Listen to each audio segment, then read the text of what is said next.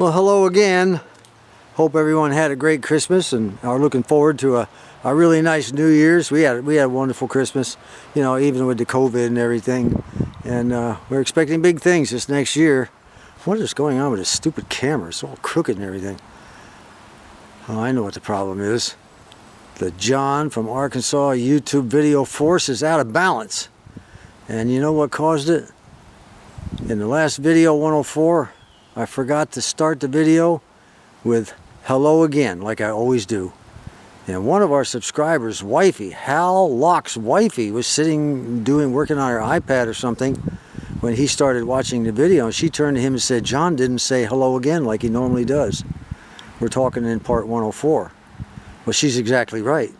So, you know, I noticed it when I finally uploaded the video, made it public. I said, "Oh man, I didn't say hello again," which I normally do. Kind of a little trademark of mine, you know. Well, that means we're one short on the hello agains. The force must be in balance.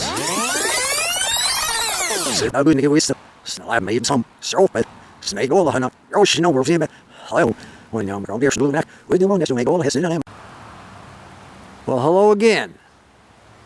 Especially to Hal Locke's wifey, who was the only one that caught that the force was out of balance.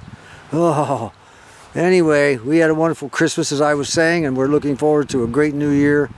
Although right now, you know, we're sort of in between. You know, is it going to be a good year? Is it not going to be a good year? Everybody's hoping for the best, but preparing for the worst. But anyway, we're going to make the best of it as we can on this channel anyway. So let's get inside the garage. I'll tell you what, let's go ahead and start out with the flasher lights. We can't get them to work. The front one with the flasher can installed, nothing happens. It just sits there. And so I went down. I decided it was time to buy a new one anyway, because this one here dates from the 1966. This is an original can. It's a number 536, and this is the replacement for it. And I went ahead and stuck it in there. Same thing, you know, no, does nothing. So we jumpered across it with these two connections, the wires that plug into these. It's located up underneath the dash. I'll tell you what, it's a mess. It's up underneath the dash, all the way up under behind that cable bundle up there. It's into a clip that looks like this, and the clip goes around the can to hold it on the body of the car. It'd probably be easier to get to if you remove this panel, but I didn't know where it was, so I had to check with Nick out in Vintage Thunderbird Repair. I looked and looked and looked. I couldn't find it. Finally, he told me, "Well, yeah, it's up above the fuse panel up in there." Yeah. So I went up in there, and sure enough, finally, I found it. I'll tell you what, it is a nightmare. I should have removed this, I think. Anyway, with the jumper cable across those two connectors, I'm able to get the front parking lights to come on. Nothing in the rear. And the relay buzzes. The large single throw double pole relay buzzes real loud. So it just sits there and buzzes away. So I don't know. Anyway, I'm kind of at a standstill right now. I'm getting a little tired of working on that, and I thought I'd go ahead and take down the overhead console where the push button is for the flasher. And when I got it down, of course, it's full of mud wasps and every other thing. Let me get in position here to show you. There's only 4 screws, and this whole console comes down. There's 2 in the front, one located right there, and the other 2 are down here. You can see one still hanging out of the hole. Those 2 holes right there. And of course, this is what we have inside that mess. And it's unpluggable. I'm going to go ahead and unplug the whole thing and take it in on the bench. It's got to be cleaned up. This is pretty bad. Well, we've got the same situation with these plugs here. This one came apart easy. It was a plastic one. Had a couple of clips on the sides. You just push in on both sides, and it releases the plug. See those things? No problem there on this one. But this one here is hardened up like a rock again. I'm going to have to heat it with the heat gun. Try to get it loose. This one goes down, I think. I don't know what it's to, but it just fell apart. As soon as I touched it, it just fell apart. Well, you know, to be expected, right?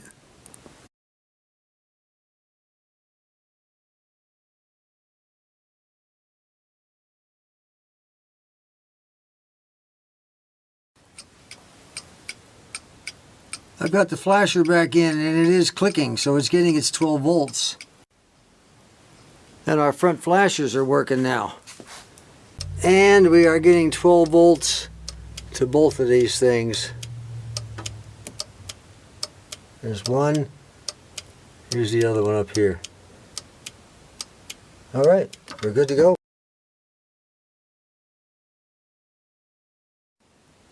I'll tell you what, let's look at one more thing before I head to the house. These wires, this set of wires here, this wire bundle here that runs all the way down and comes around and connects up to the taillights and everything.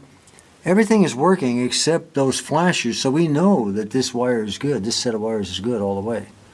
Unless there's just one single wire in there, I don't think so. That would be causing the problem. I mean, everything else is working. So that there, again, takes us back to that set of plugs in there.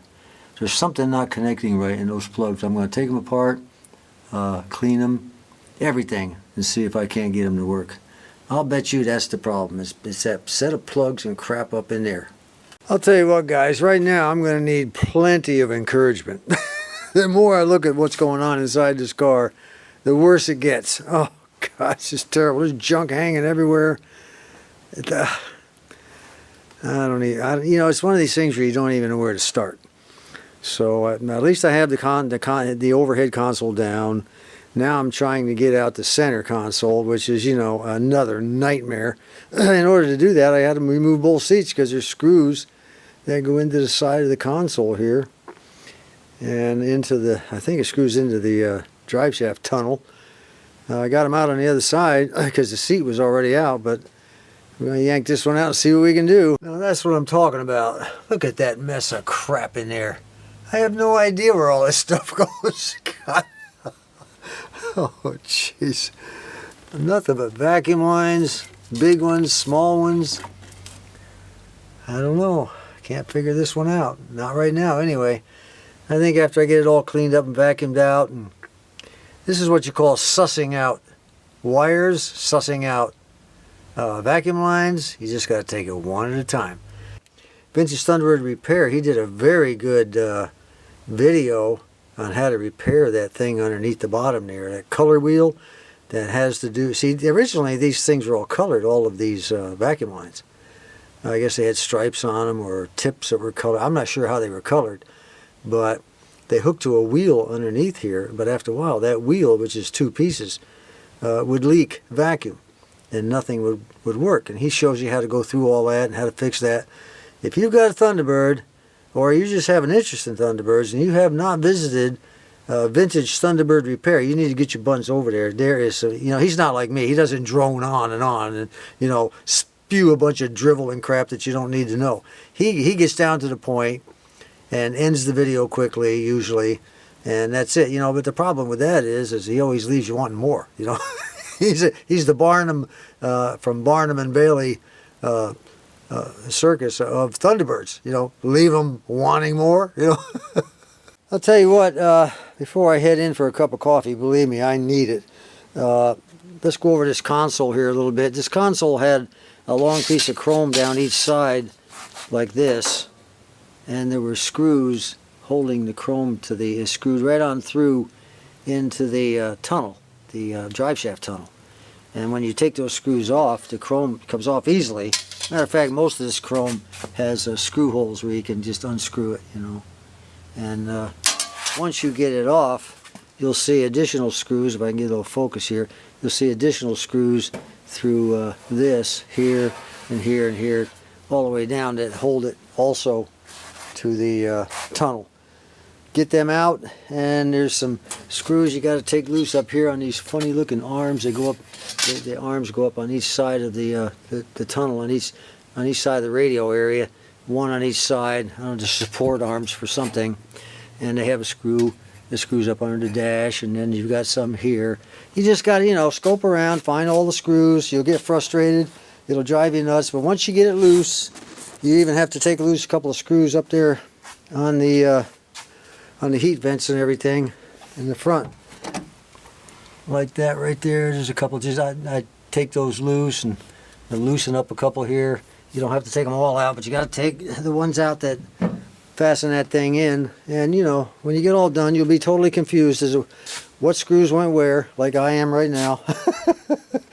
I'm not going to worry about it. When it comes time to put it back in, I'll just take it one screw at a time, just one at a time, okay? So that's all there is to it. We got it out. It needs to be cleaned, needs to be painted. You know, it's the same old story. We're going to shine up our little stainless steel here. This is stainless steel. This is not aluminum. So this is, and then this thing here, I have no idea what it goes to. When I lifted the center console, this thing fell out from underneath. So, you know, hey, more fun and games. Anyway, my next step is to really do nothing but clean. I'm going to have to vacuum this all out. I can't work with this kind of crap, and get that controller mechanism for heat and air out of there. So, I don't know. I don't know. Maybe it'll look better when I get it all cleaned up. You know how it is. Alright, let's take another look at this overhead console. When this thing came apart, it was in there like that. There was something fell out and hit the floor of the car. It's down in there somewhere. I'll find it, I hope. I don't know what it was. Obviously some kind of a disc that made contact with those two copper points. And right now, this is the flasher. You got a flasher button. The only button on the overhead console that moves is the flasher button.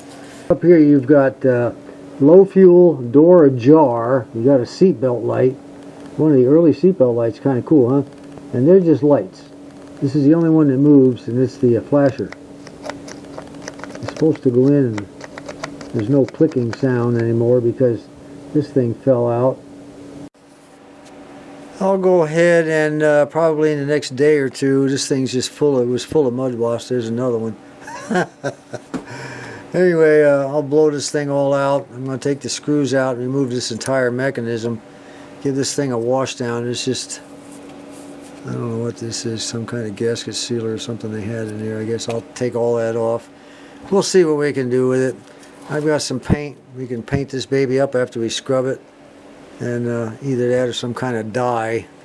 Probably dye would be better. And this screw right here, I can't get it out because they ran it all the way through so far. They ran it completely, you know, this entire car has been torn apart. I was talking to Brendan, you know, I was thinking, you know, now why was this car completely torn apart? It has been torn apart from top to bottom. Everything. And I'm thinking, you know, you don't see that very often. Unless the cops are searching for drugs. Then they'll tear your car completely apart, put it all back together if they don't find anything. Finally, the sun is out.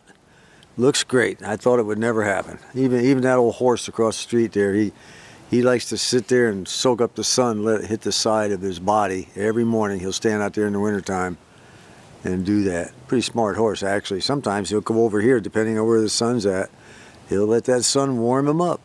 I guess that's the way they did it for eons.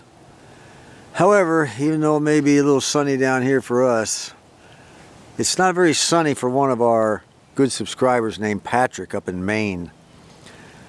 Patrick contacted me back in March, and he said he sent photographs of his Thunderbird that he was working on. It had just come out of the paint shop, I believe, or had the photo he sent showed it having just come out of the paint shop. And since then he worked on the car and worked on the car. He had the engine rebuilt, put everything back together. It was looking very, very nice. Here's a few pictures of what he sent. I don't know if some of you will remember or not.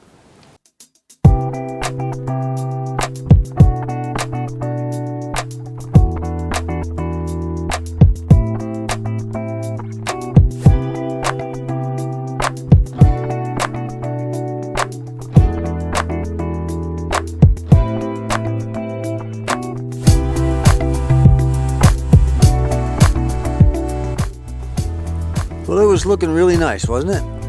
Well, on the 23rd of December, 2 days before Christmas, his garage caught on fire. And after all that time, energy, effort, and money, and this is what it looks like now.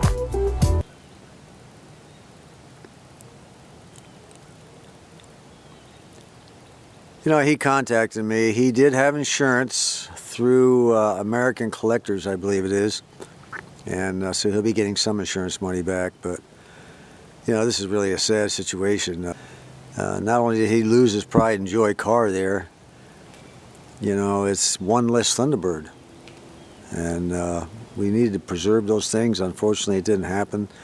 He didn't say how the garage caught on fire, but it could have been anything, you know, just a spontaneous combustion on a grease rag or something. I don't know. He never electrical fire. Who knows? But anyway, our sympathies go out to him for the loss of his car.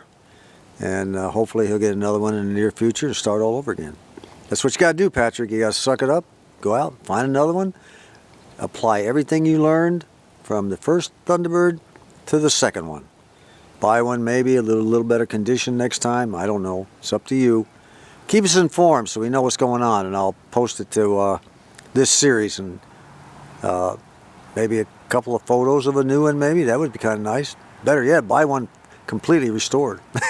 That would be nice. You can start driving it right away.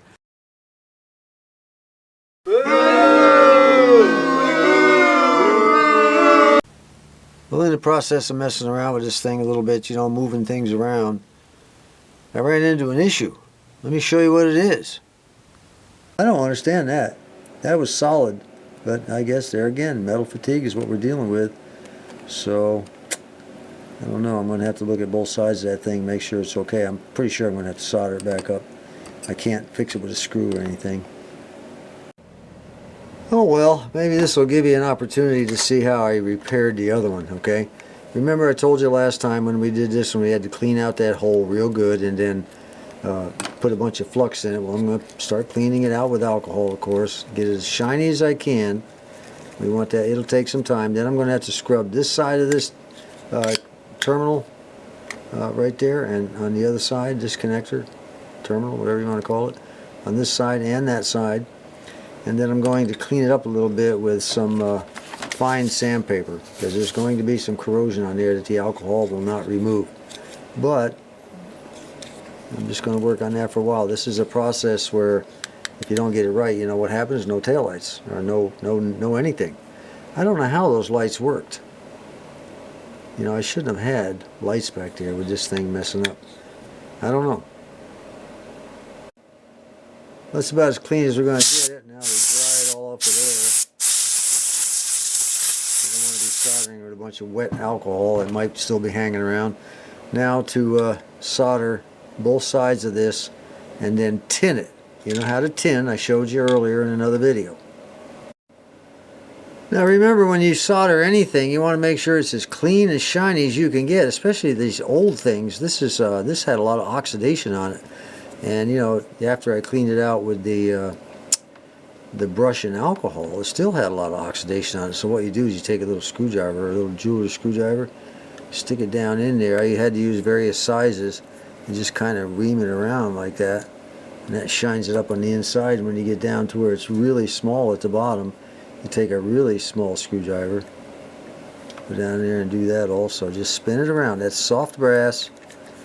Won't be any problem at all to get some of that corrosion off there. Get off as much as you can. Remember, I told you, this is a slow process. This isn't something you're going to rush, because if you rush it, you're going to have to do it again. Alright, next comes the flux. Now, I told you before, some people mention that they use liquid flux. I've used liquid flux, but it's kind of messy, you know. It just kind of runs over everywhere if you get too much on. It works great, don't get me wrong. I like the paste because once I stick it, it stays in one spot. I can fill holes in with it. The liquid would be all over the place here, and then I'd have to clean the whole mess up. And it acts, after you heat that liquid stuff too, by the way, it gets kind of, sort of acts like a glue. It sticks like, I'll tell you what, it reminds me of pancake syrup. It sticks to everything, you know. Okay, so what I'm going to do now is I'm going to heat up my iron. I'm going to fill that hole with solder. It's nothing to it. It's just a matter of touching it, heating it up. Of course, the whole process, you know, you want to make sure you don't push that rivet all the way through. It's that one right there. You want to make sure that rivet's tight up against there. I think it's already coming loose a little bit. I don't know. I'm going to make sure it stays nice and tight when I solder it up. I hope this will enable you to see how I'm doing it. I didn't show you last time how I did this one. But we'll go ahead and show you how I did this one. Best I can anyway. And of course, now that I'm going to show you on camera, it'll probably turn out to be a big mess. I hope not. Okay. Got plenty of flux on there now. Once I get this fluxed, then I'm going to put flux on top and bottom of this thing right here and tin it. The whole job should, you know, if I were just to do this off camera, though, the entire job wouldn't take more than 2.5 minutes. But we got our solder ready. I've got that rivet pushed up as far as she's going to go. Now we put our solder on our iron first, which helps with the heat transfer. Lay it right in there. Fill it on up. Got us a nice little bulb. We got to go a little bit more. What I'm looking for is a nice ball of solder there that sticks up above the plastic. Now let's go ahead and clean it. Take our little alcohol brush. Very important on the cleaning. First we'll wipe it out with a tissue, get as much off as we can. Yeah, it looks like I got a nice little ball of solder there. That's what you want. You want that solder to stick up above the plastic, so when you set this, when I set this round circle down, it'll sit around that ball, because I'll have solder on the bottom and solder on the top where I have tinned it, and it'll just melt it right down and make a nice connection. Now let me get my air can. Of course, I'm always well prepared when I do something like this, as you can see. Alright, that's what we're looking for. A shiny, if you have dull, drab, dreary solder, you're not soldering properly. That is shiny, that's what you're looking for, okay? And of course you need a pair of tweezers, which will help you. Now we'll stick a little bit of solder on top and bottom of the thing we're going to be soldering also. You don't have to gob it up. You can put plenty on there, but you know, what won't stick gets wiped off and with alcohol and cleaned up anyway, so it doesn't matter. Alright, now let's go ahead and tin that. Glad I showed you all what tinning was and how to do it in the last video. I think that was the last video, wasn't it? I think. Anyway, whatever. Now we're going to go ahead and again, we put our solder on the tip, which helps with the heat transfer. Heat it up, transfers it quickly. And then we'll do on the bottom, it's the same way. And again, when I stick that baby down on there, that solder's going, now I'll probably still have to put a little bit on, you know, and that's not going to take care of all of it. But it's, again, we're going to clean off the old solder, cool it down. And you also need those tweezers. You got to have a pair of tweezers to do this kind of job. If you don't have them, get some. Alright, we're tinned top and bottom, I think. Yep. Nice shiny tinning. See, you want to get in and get out on your soldering. Alright. Last thing you want to do is heat up this so hot that it starts to melt the insulation. That's no good. Get in, get out. So we get everything prepared. Move this wire slightly out of the way. Move this one behind it. And then get it in place to where we can go ahead and slap that solder on. Again, and we're going to put solder on the tip of the iron, a little extra solder. This time we'll stick the solder out here, because you know you don't want to wait too long with that solder on the tip of your iron, because as I told you in the last video that I showed you how to solder, you don't want to boil the solder. So we'll get everything in place here, get it ready to go. Get this wire out of the way just a little bit more. I got to be careful, I don't want to break off anything else. This stuff is really old. Alright, I'm going to have to go this way, I guess. Just got to keep playing with it till you get it where you want it. There we go. Now we have it in place. Now we'll go ahead and put our solder on the bottom tip, bottom of the tip, because we're going to be laying it on there like so.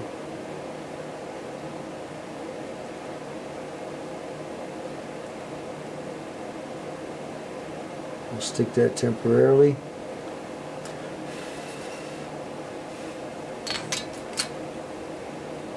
Now we'll lay a little more flux down there. Oop, it popped loose on me, son of a gun.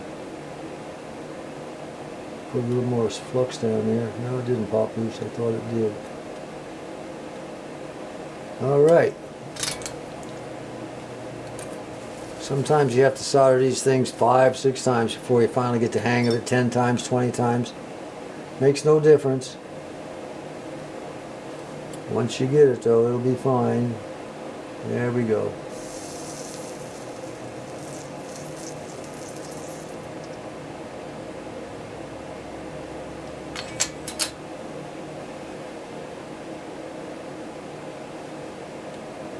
That's all she takes. That's all there is to it. Not that difficult. Let's clean it up and see what our final product looks like.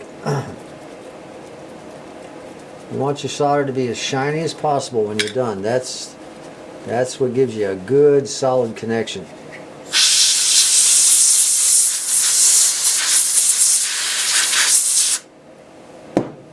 I think that's pretty good. Let's take the tweezers and give a yank on it. There won't be any stress on that wire at all, but you know, there it is, there it is, nice and solid. We're still good all the way, no problem at all. So I guess it's making good contact. I wiggled it while I was testing the. I don't want to twist it too much. I might end up breaking it or something, but she's in pretty good shape. I think she's going to work. Okay. Let's plug it back in the car and see what happens. Probably nothing, but I need to find out before I go in the house for another cup of coffee. The blue and white wire, good. The green and white wire, also good.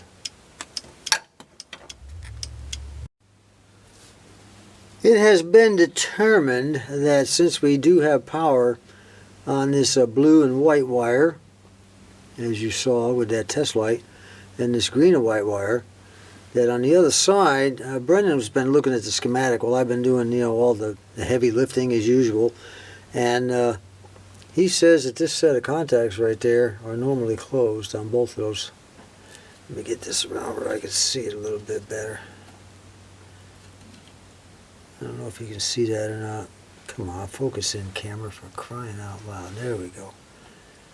He says that this last set of contacts here on both of them, right there, I know it's a little blurry. I'm trying to keep it from happening, but let me back up a little. He says that set of contacts right there is normally closed on both this end and that end. Well, as you can see, these are open, and that's why those taillight flashers are not working. So, I guess the only thing I can do is raise them up a little bit and then try to bend them down to where they're normally closed. Got to be very gentle about this, you know. I'm just going to go ahead and maybe push up maybe with my finger and then grab this pair of pliers here and just kind of give it a twist, you know what I'm saying? I'll tell you what, I decided to use a popsicle stick instead. What I'm going to do is apply power to this thing, get everything clicking and blinking and everything in the front. Then I'm going to roll this baby over. I'm going to take this popsicle stick and I'm going to close that set of points like that. And then we're going to find out whether or not we have lights lighting up back there, okay? So let me get the battery going here. Okay, here goes. Everything's clicking. Now let's go ahead and take the old popsicle stick and close this one set of contacts here. Let's look out the back window. Well, I'll be darned. Look at there. You know, that boy's come so far. I have taught him so much over the years. Now, all right, let's try the other one. Let's go to the other one. Let's see if that one's going to work. Should be on our left in the camera.